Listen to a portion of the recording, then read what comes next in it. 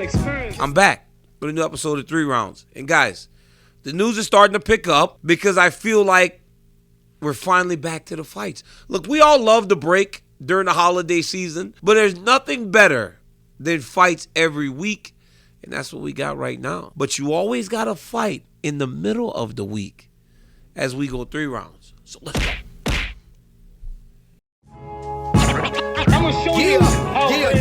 All right, as we get into round 1, first off, before I go, I want to say, Sean Payton, I wish you all the worst luck in the world in Denver. We could have used you in New Orleans, but I guess a few draft picks, a whole bunch of money is enough to make you throw your loyalties out the window. Let's get to round 1. Jorge Masvidal called out Conor McGregor, said he doesn't want to fight him. He also said he is not fighting Gilbert Burns for the BMF belt because it's not BMF money. But he also made time to insult Colby Covington, calling him a bitch. That's essentially all he can figure out about Covington right now, is that he is just a bitch. Now, we all know the history of Masvidal and Covington, how Masvidal hit him outside the restaurant. Colby is obviously suffering long-term damage from the assault, or at least that's what Colby called it. He called it an assault, and that is why he is not competing. Masvidal finds himself now in a situation where he's got a ton going on. You know, we speak about Game Bread because Game Bread is the news right now. And he's heading back into the octagon, losing 3 in a row in a must-win situation. But for as much as we talk about him, everything right now seems to be going in a bit of a bad direction. Because Masvidal not only has not had the success inside the octagon that he discovered in 2019, but he has now severed ties with his long-term management, front row management, or first-round management, I think it might be called, with the Cowell brothers and all those guys, saying that he was the one doing all the contract negotiation, saying that he was the one flying over to Vegas, talking to Hunter, missing practice. And he said that, well, if I'm doing that, why am I paying you guys when I'm having to take that responsibility myself? Managers are supposed to relieve the stress of the fighter as they prepare themselves for these battles. But that speaks to a bigger deal for me with Masvidal, because the success in the octagon has kind of faltered. Now it seems as though the outside the octagon stuff is going in the wrong direction too. Now Masvidal's in a very tough spot because not even based on just that, he's a minus 350 dog or plus 350 dog against Gilbert Burns. He's got a very difficult fight. So when I see him saying, I want to fight Conor McGregor, I say to myself, why not? Because even today, with what he has lost, I still would think that a McGregor fight for Masvidal is very favorable. Much more favorable than fighting Gilbert Burns, who is still fighting at the absolute top of the welterweight division. So, of course, you want to fight Conor McGregor. Conor not reciprocating isn't surprising to me, though. Because when he did talk about Jorge was still very, very relevant at the very top of the card. He's lost a few fights in a row. So why take the risk of fighting Game Bread now when he doesn't have that cachet that he had a few years ago? Conor would have fought him before.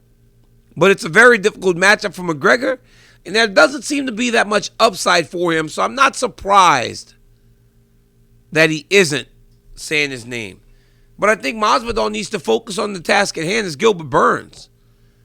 Because for as good as Gilbert Burns is, you can't look past him and worry about other things. You got to let the Colby Covington thing go. You guys had 15 minutes to fight. Let it go. Get back to that in time. I know these guys have a long history and it's very personal, but for Game Bread, he needs to let it go. And as I've said time and time again, I like Game Bread. I think he's a fantastic guy. I think that he's always been a gentleman to me. I don't base my opinions of people on their interactions with others. I try to see what they have shown me, and he's always been great to me. Look, Masvidal's in a very different place right now, because this is a guy that we saw in Strikeforce lose to Gilbert Melendez. We've seen him lose time and time again. He was always popular, but then he went to the pinnacle. He went to the absolute pinnacle of the sport in a very short period of time, but now he's on the verge of going back to a place that he probably never thought possible. But he's lucky in one regard, because he still holds all the cards He absolutely does. Because all he's got to do is win. And it changes everything. So go out there and get a victory game, Brad.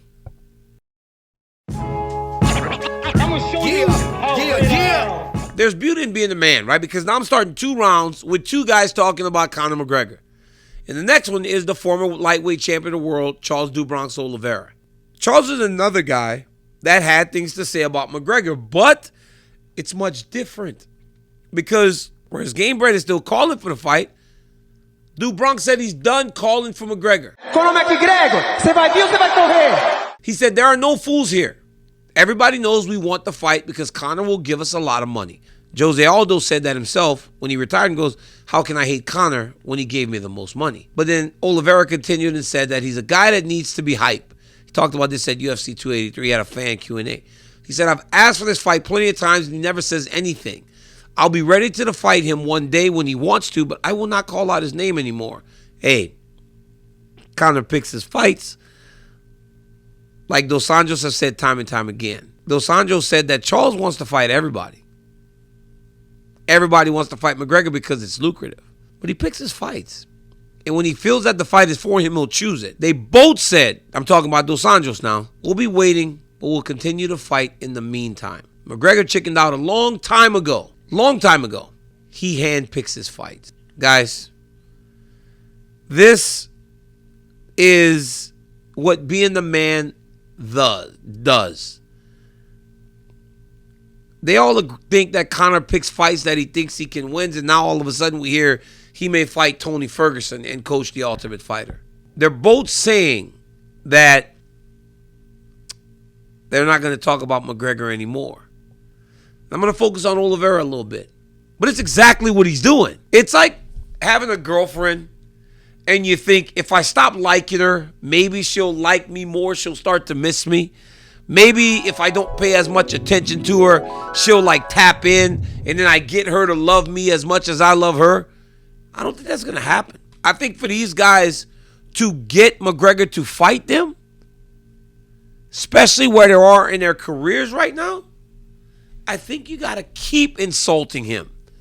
And I think you got to go further. I really believe that for Charles Oliveira now, not holding that belt was the one thing that made him valuable to Conor. Because Conor thought, well, this is a guy that strikes. This is a guy that can be hurt. This is a guy that holds the championship. So I want to fight that dude. But when you talk about star power and risk management, you ain't looking to fight Do Bronx if it ain't for something so grand like a championship. I believe that Charles Oliveira is a star. Part of that reason is because I was in Brazil and I was getting in the elevator to go home and Do Bronx was showing me a video. He had an appearance at a mall there. No lie, guys. 10,000 people. 10,000 rabid Brazilian fans trying to get to Charles Do Bronx Oliveira. But then when you look at the numbers, does that translate to pay-per-view buys? Because that's what matters to Conor McGregor, the businessman, who still finds himself in a ton of shit time and time again. He's in some shit right now. Just real, like, not real life situations that none of us normal people actually ever encounter. But he constantly finds himself fighting battles outside the octagon and inside the octagon. But I don't imagine for a second that a guy like Charles Oliveira is at the top of the list when you're looking at who do I fight coming back. I threw out Michael Chandler a number of occasions. Don't seem like that's happening. Tony Ferguson seems to be the guy. And honestly, I think that's the best fight for McGregor. But Oliveira saying, I'm done talking about this guy, but we're talking about him right now. And if he really does want an opportunity, I think Oliveira needs to talk more about McGregor and be more insulting about McGregor and talk about all the issues that McGregor has. From the issue with the bus, from the issue to the fight with the man in the pub, to the issue that he's going through now. I think he has to get as personal can be. Because then he'll make that man pay attention because he's a man. Just like Izzy Adesanya did to John Jones earlier. Every issue Jones had, Izzy poked at it. It made John pay attention. I think that's the approach that Oliveira has to take if he really wants an opportunity to fight McGregor. Because just the fight is not as appealing as it once was. So Do Bronx, get personal, get nasty if you want to cash that check. I'm gonna show you how Round 3. I mean, I told you guys the news was picking up. They've had some news this week. In round 3, I posed the question. Is there a comparison between Jake Paul and Muhammad Ali? Did I miss something? Because we know that Muhammad Ali is the greatest promoter of our generation, of his generation, of our generation. Honestly, Muhammad Ali is the greatest promoter in the history of combat sports. He just talked and he talked and he talked. But ultimately, the results match the words, and that's why he was so valuable to people. I don't agree. But the venture capitalist Donn Davis does. He stated that if you look at each of them individually, Jake is the best marketer and promoter we've ever seen in combat sports.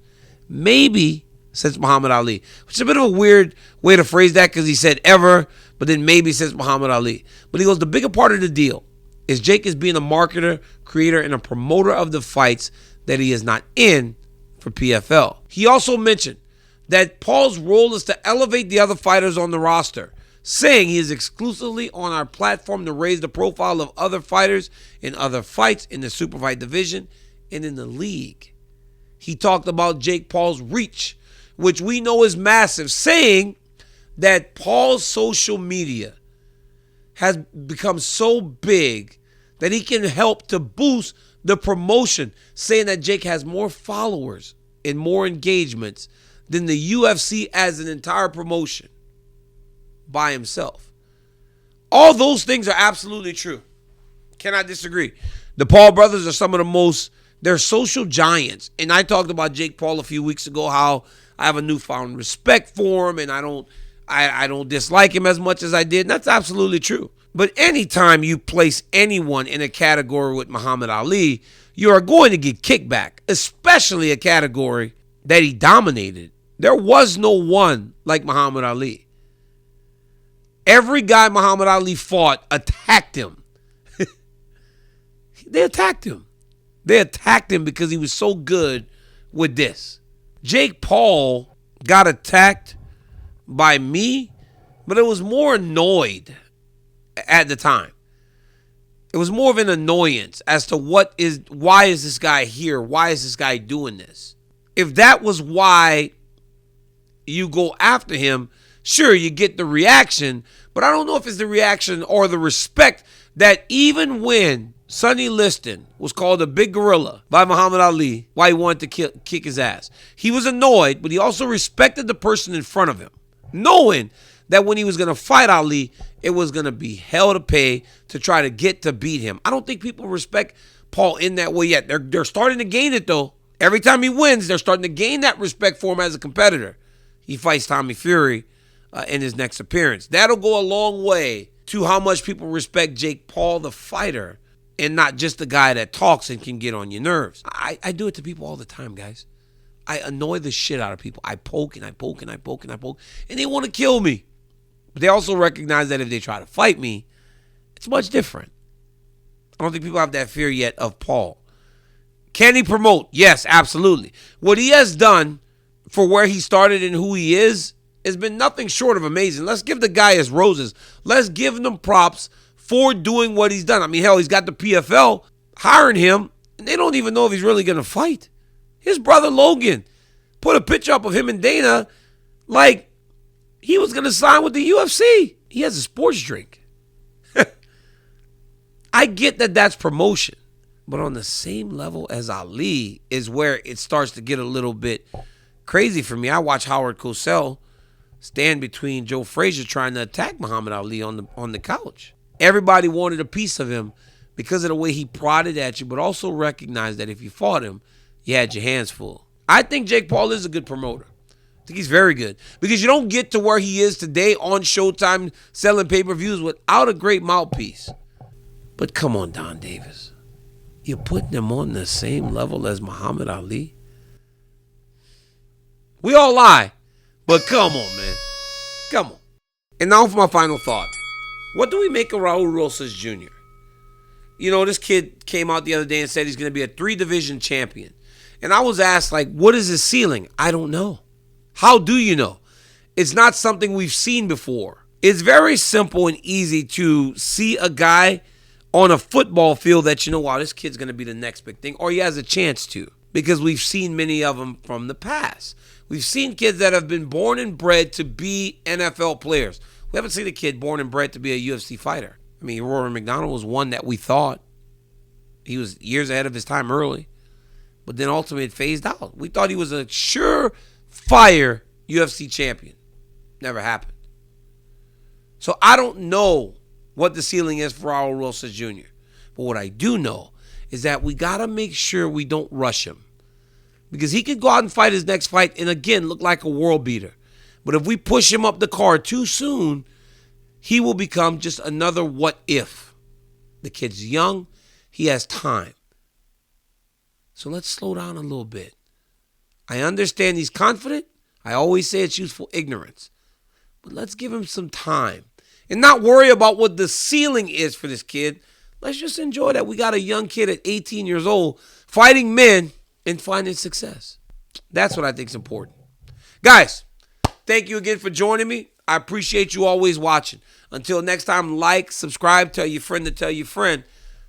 DC has a YouTube channel, and he spits hot fire. Okay, that wasn't cool. I mean, I'm just not as cool as I think at times. Until next time, guys, peace.